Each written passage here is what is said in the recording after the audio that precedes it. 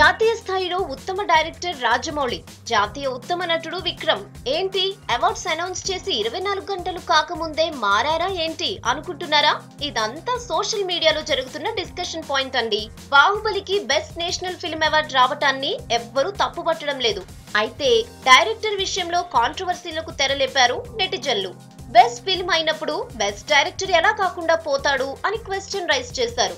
జాతీయ స్థాయి గుర్తింపు పొందిన సినిమా కదా, ఆ సినిమాను తీసిన డైరెక్టర్ మాత్రం ఉత్తమ దర్శకుడు కాకుండా పోవటం ఏంటనే వాదన మొదలు పెట్టారు.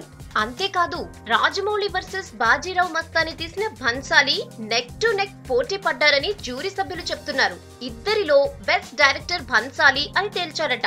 నెటిజన్లు మాత్రం రాజమౌళికి దక్కకపోవడం ఏంటనే ఆశ్చర్యం వ్యక్తం చేస్తున్నారు. ఇక బెస్ట్ యాక్టర్ విషయంలో తంబి వర్సెస్ బాలీవుడ్ నడుస్తోంది.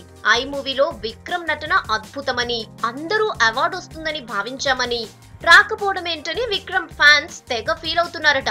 ఇక పీకు సినిమాలో అమితాబ్ బాగా చేశాడు, కానీ ఉత్తమ నటుడంత కాదని విక్రమ్ అభిమానులు అంటున్నారు. అవార్డ్స్ ఎంపికను గౌరవిస్తూనే నెటిజన్లు మాత్రం అభిమానులకు రివార్డ్స్ ఇస్తున్నారు.